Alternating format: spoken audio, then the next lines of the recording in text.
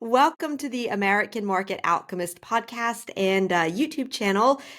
Christina Robuffet brought us here, and I'm very excited to be interviewing Tristan Laurent, who is also here in Grenoble, like I am.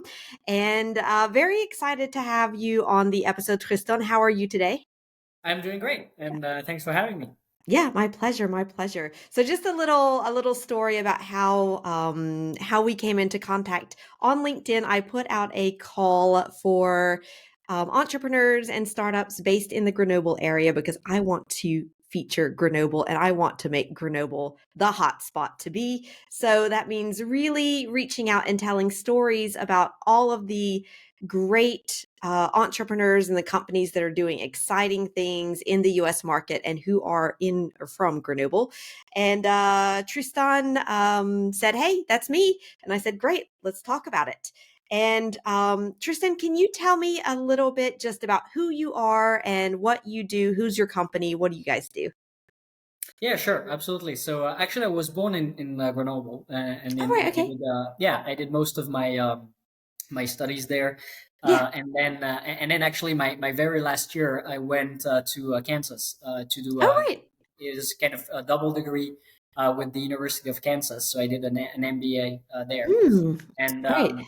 that's how I got to learn not only how to speak proper English, I guess, Yeah. but also got tons of met tons of very interesting people, and really got into what eventually became not just a passion but like really my entire career, the space Yeah. industry. So that was back Mm. in 2012, and it was when really kind of the space industry started to get hot with Elon Musk investing Mm. lots of millions into SpaceX with Yeah. the goal of sending people to Mars, and I thought that's pretty cool, and I want to be a part of it. So that's kind of how it started, and I Yeah. spent the last 10 years really working in the space industry, mostly out of Europe, Mm-hmm. in various position, and then right about 2 years ago, I was kind of having this existential crisis of, okay, I'm the chief commercial officer of this satellite company. I'm selling satellites, but there is this thing going on, which is climate change, and specifically Mm. global warming. And I was seeing kind of things that I used to be able to do with my father back in Mm. Grenoble. We have this mountain Yeah. close to Grenoble called l'Alpe d'Huez, Yeah. and it was literally like snow was melting like crazy. Yeah. I'm a father, and I wasn't able to do basically the things I used to be able to do with my dad back then. I Mm. thought, if I'm about to, if I'm going to sell satellites, I want the satellites to be useful for that specific purpose of Right. containing global warming. And so that's how I went on to found to create Absolute Sensing with the mission of monitoring and being able eventually to predict Mm. global Oh, warming right. events. Okay, right. No, that's very interesting. And yeah, you're right. I mean, I think when when you're in a region where I want to say outdoor activity is a big part of the way of life, like it is here in Grenoble, and especially with the mountains. Like you said, like this winter, I did zero winter sports because it's just like every weekend I just was like, the snow's not very good. I'm just not gonna do it. And like you said, I think especially if when you were a kid, you were having those experiences and those memories with your dad up in the mountains. And now you're like, wow, I can't do that with my son or, my kids Yeah. because of global warming. I mean, that's like, it makes it really concrete. And you're like, wow, like it's, I think that's a lot more powerful than any numbers and statistics or even, maps that we see or pictures that we see of, like the mer de glace, which is, less and less each year. But just saying like, I can't do these things with my kids, which I was doing with my parents. Yeah. Yeah, Yeah. I that mean, for hurts. us, still, the impact I would say is, it's kind of leisure, which is, it's not as bad as, say, you're born in somewhere in Africa, and Mm, literally here you're seeing kind of, not being able to have access to water, yeah. drinkable water. You're seeing thousands of species that are, just Mm, going extinct, and that kind of really messes up the entire biosphere, yeah. and as a result it's just a lot harder to live and to kind of, Yeah. you're at the lowest level of the, Maslow pyramid of kind of, how am I going to get food and drinkable water. Yeah, right. So yeah, that it's also a vicious problem, because like from the moment where you realize it's a problem, and you take steps, you take actions, to the moment where you see the positive, the benefits of what you've Mm, done, of the solution you've implemented. With global warming, it takes 10 years or more to see the yeah. benefits of the solution. So it's kind of very tricky in this world where we live in, where it's kind of, we all live on short term stimulus, where we Yeah. want to see very quick reward based on actions we take. So yeah, if we can contribute somewhat to this problem with absolute sensing, it's yeah, that's really the reason why the company exists. Yeah, right. No, go. It's a fabulous mission, and yeah, I hope I just hope you guys have lots of success because climate change and global warming it is I think the big problem that we're facing now in this century, and that we got one planet. We have to make it work. We don't have a Oh, choice. exactly. So yeah, right, right. So you said that you spent some time in Kansas and in the U.S. How long were you in the U.S. for? Well, all in all, it was right about 3 years ish, Okay. but I Yeah. spent one full year in Kansas, close close to Lawrence. Mhm. That's where the Kansas University campus is based out of. And then I spent sometimes in New York. That was my very first job Yeah. out of college. And then now, as part of my function with Absolute Sensing, spending quite a bit of time. Um, in DC Mm. and Maryland, and then to a lesser extent on the West Coast as well, and Okay, right. Texas, and Texas. And Yeah. Texas also. Okay, right. So very, a lot of different areas in the US. From what you've seen, because we often sometimes think, like we talk about the United States and Americans, et cetera, et cetera. But I know that there can be a lot of differences between the regions. Now this can depend on a lot of things, industry, et cetera, et cetera. But yeah, I'm just curious to know what differences, if any, have you seen between Kansas, New York, Texas, West Coast, all of that? Huh. Differences between Kansas and New York City. Let's see. Let's see. So where do I start? Uh, Right. uh, yeah, it's really funny because it's actually, it's the same country, but really you don't feel like Mm, it's the same country. I think the experience very much. I mean, at the end of the day, it's about the people you meet, right? Like yeah, you can sure. have a very good experience in any states, really. Right.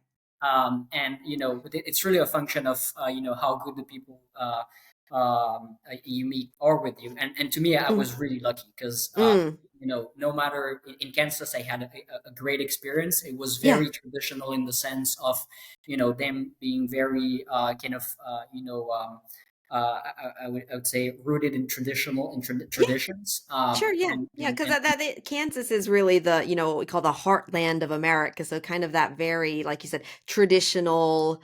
I don't know if we could say typically American, but yeah, definitely more traditional and perhaps less cosmopolitan than a place like New York or California or yeah. Yeah, yeah, for sure. Mm, So it was really it was really great. And then in New York, on the other hand, I would say it was very I used to spend some time in, say, London and Paris. I, mm, I didn't find it. I mean, of course, it was it was great, but I would say that it was less of a difference in terms of how people live there, mm. and kind of the pace of Right. life.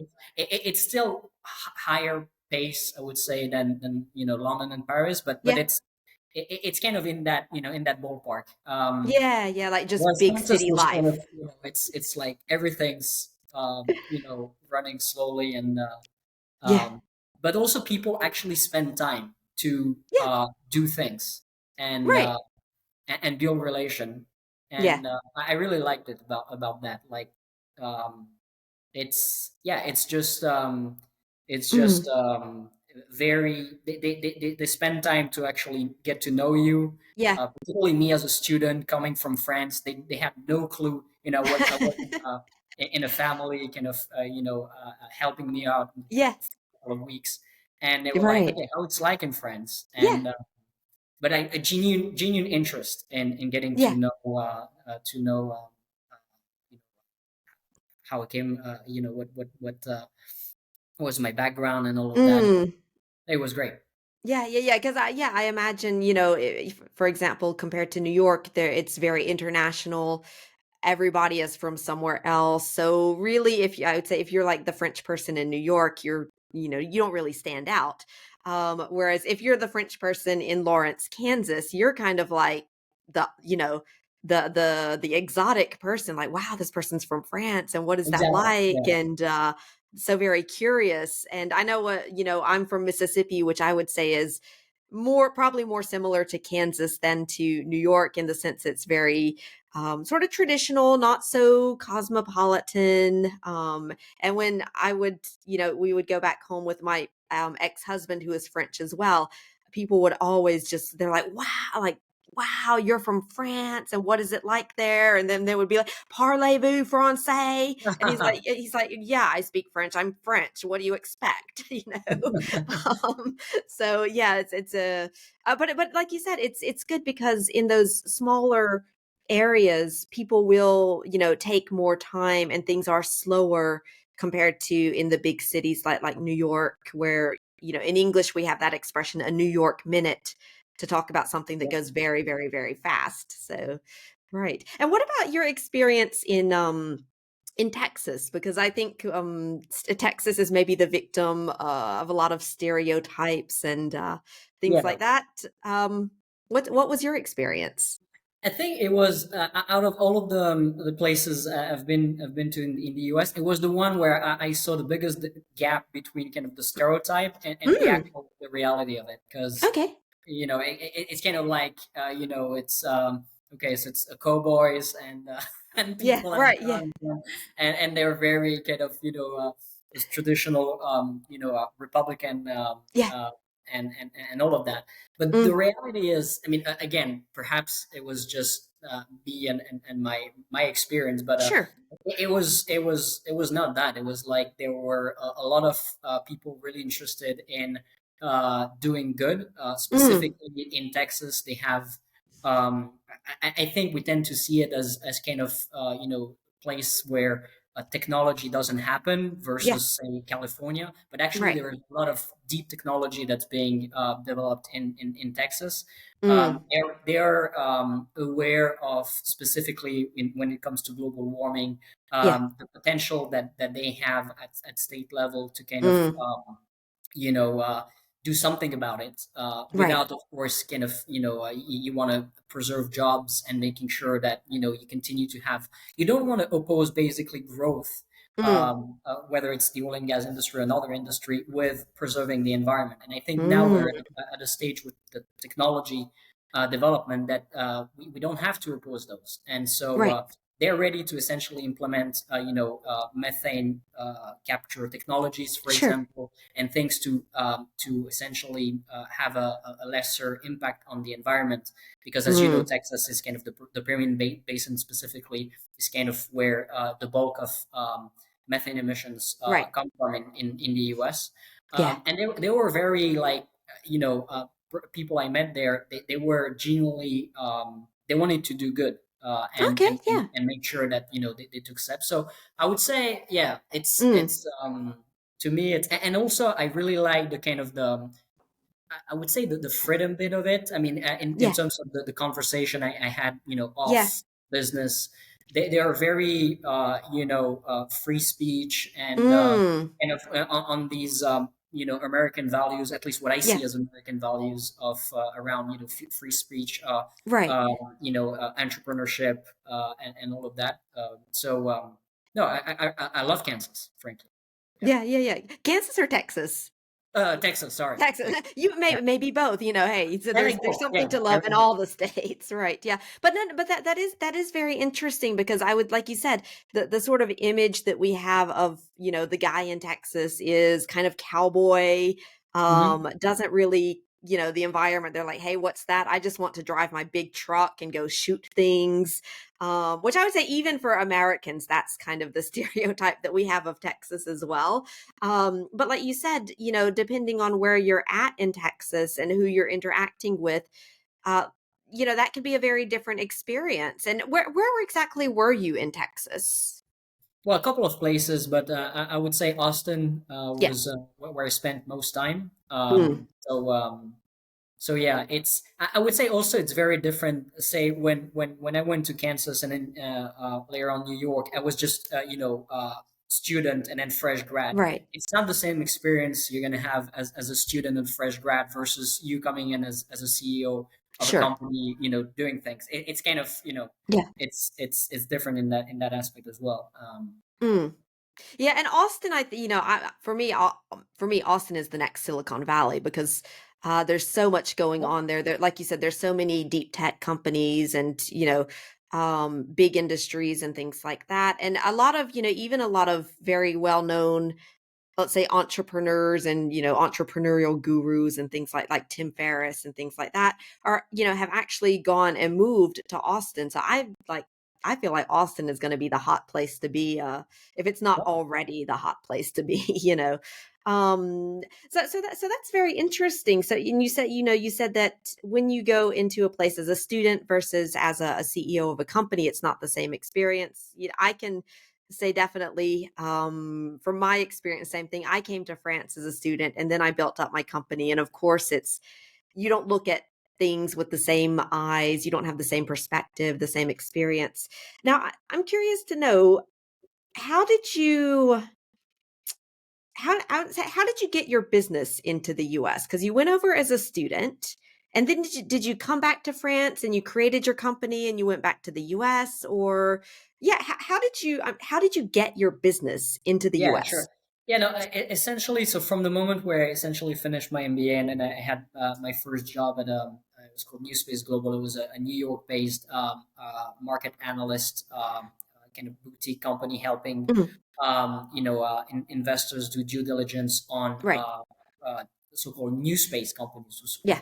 was kind of the upcoming new, space companies like Mhm. uh, SpaceX. Yeah. But then essentially for the next 8 years, I didn't have much, business relationship with the US. Mhm. I went back there because I had friends that I Sure. had made, from my time at Kansas. So every now and then, saying, once a year I would go back. But Mm. really, it started again for me when I built up Absolute Sensing, Yeah. and there was obviously the need for Absolute Sensing to go and help support the Mm. US in their greenhouse gas reduction plans. So Right. specifically, there was something regulation called the Inflation Reduction Act, and as part Yeah. of that, there is essentially pots of money that financing available to companies that Mhm. want to invest in technologies to reduce their methane emissions. And then on Right. the other hand, for companies specifically in the oil and gas industry that just don't do enough, then Mm. they pay a tax. And so my Right. company is there to help measure, which player is emitting what amount of emissions, and as a Mhm. result, calculate kind of potential tax, or on the other Okay. hand, incentives, kind of financial incentives, Right. because they were good players. So it started back in I would say first business trip specifically on this topic was about a year and a half ago, Okay, yeah. and then it went really quickly. Yeah, I was gonna So say, so I was like, wow, that sounds like things went really fast. But I think that's what a lot of people say about business in the US, is that it goes pretty fast. yeah, I mean, I would differentiate though between kind of the government time Mm. frame and Yeah. then the commercial time frame. These are not Right. the same. I think Uh, all countries that, yeah, there's public and there's private, and they don't quite run on the same schedules. Yeah. Although I must say, I mean, I was expecting a lot more, red tape Mm. in the US, but actually it went quite smoothly. So Mm. when it comes to specifically this topic of methane emission monitoring via satellite, there are a couple of federal agencies that are on the topic. There is NASA, Right. of course. There is NOAA. There is the Mm. EPA, the Environmental Protection Agency as well. So meeting them and understanding, what they wanted from us Mm. uh, as a provider of data. That process took a good part of a year. but Okay. it was very smooth. And I think one of the things we did well was that early on I realized that it was very important to have a partner there, in that of Yes. Mm. a U.S. citizen that would be able to kind of bridge between us Mm. and our American counterparts. Right. Because I mean, even if I've been there, and my English is kind of okay, there is still this element of you're not you're not a U.S. citizen. Right, you're not the So insider, you kind of need that insider to guide you. And just a question about that, the person or the agent, was it like a single person or perhaps a company that you contracted with it to was a single person. a It's a single single person. person? Yeah. Okay, right, right, right. And that person, were they familiar with, I don't know, France or Europe or just no, but they were willing to explain to you, "This is how we do things here in the US." Yeah, not really. That person wasn't really particularly, I would say, fluent in terms of understanding the Mm, cultural differences between, say, France and the right. U.S.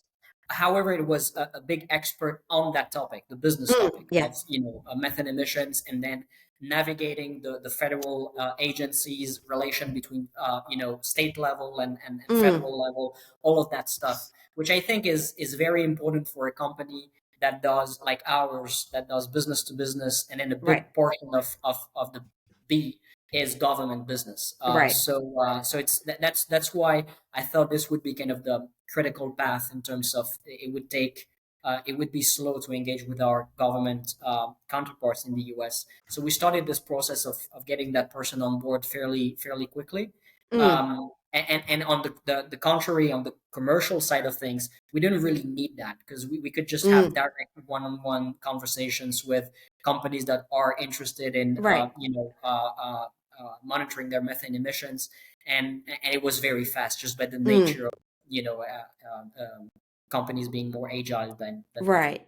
Then go yeah, sure, where there's lots of, procedures and paperwork and, perhaps layers of, in the approval process and things like that. And in the commercial relationships that you had with the, I guess, the American companies, any was it what were the things that were surprising, shocking, unexpected in those relationships? And it could be positive or negative, but, compared to if you were doing business perhaps with a company here in France, any big differences that you noticed?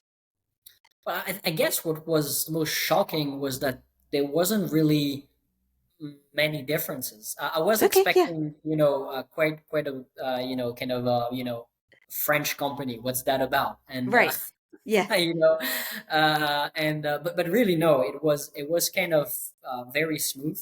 Mm, So I would say that one thing that's important is to kind of show that you have a real plan for mm, getting into the US, right. and showing your customers that you're not kind of this cold calling them, and it's going to be a one-off transaction, and you're trying Mm, to rip their eyes off. It's really a long term thing, and right. for us, the American play really is a long term play. We Yeah. intend to invest quite a bit of money into the U.S. So yeah, I think it's about, once you get the initial trust going. Mhm.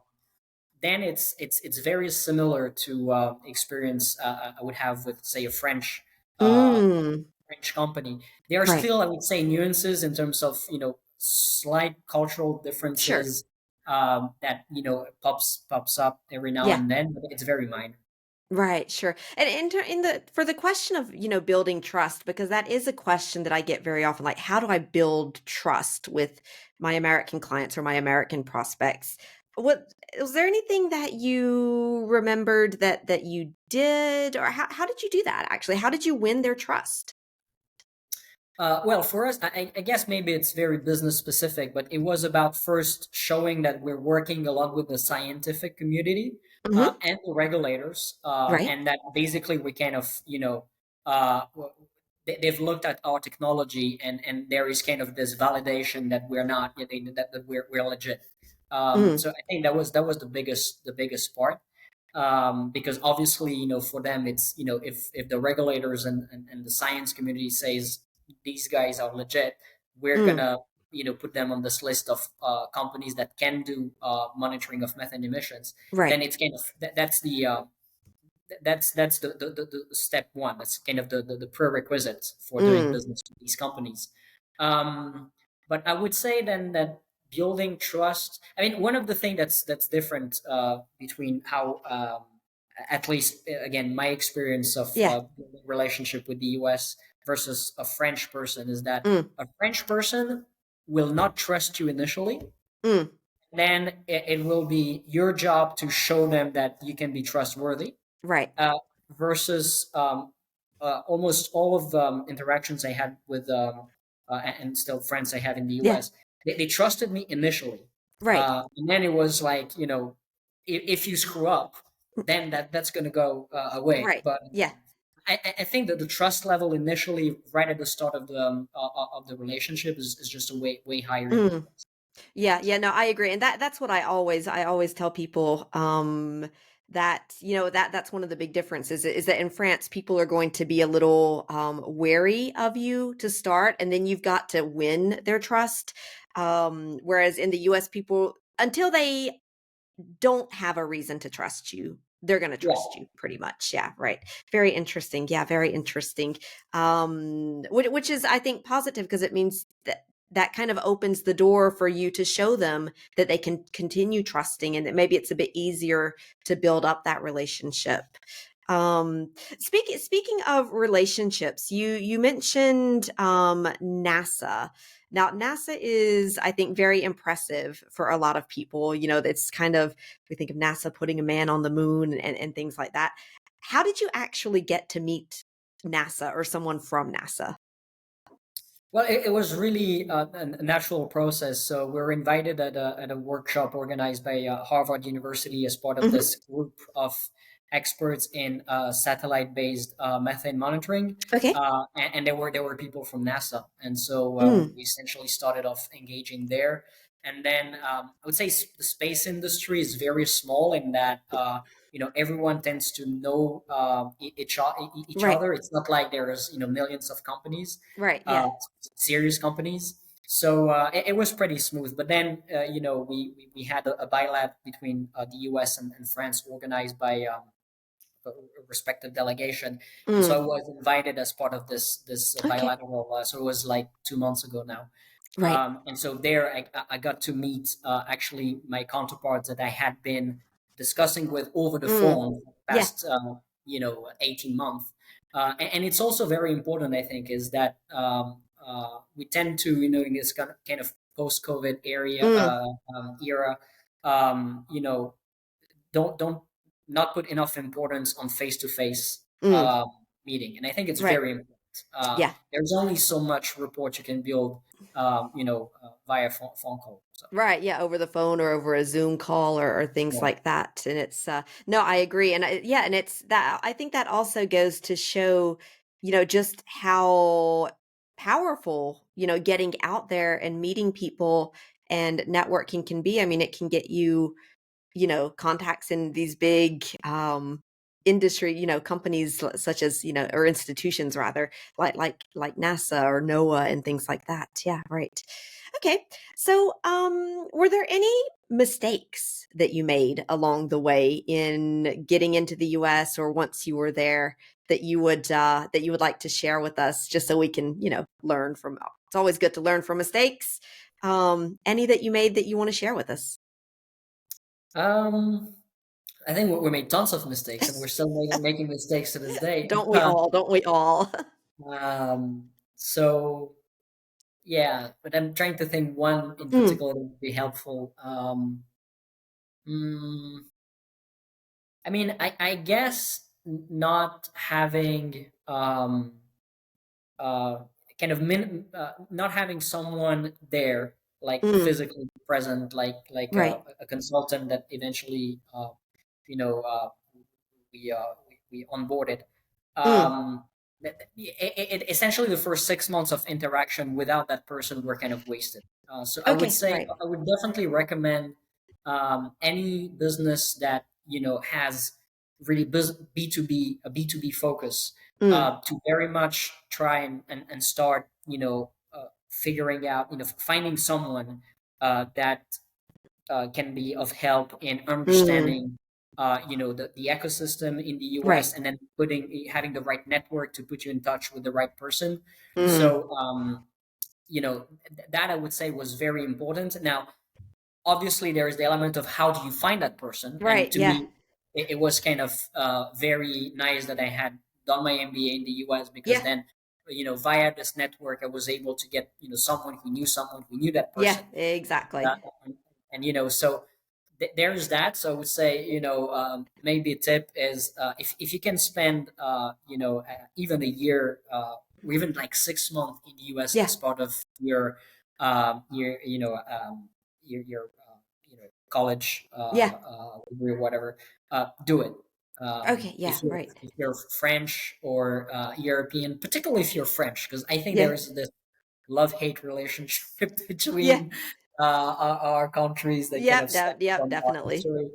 So yeah, that would be my advice. Okay, yeah. That's I think that that's really good. Yeah, and I feel like a lot of times, what I've seen is people start off and they think, oh, I can do this on my own, I can do it alone, etc.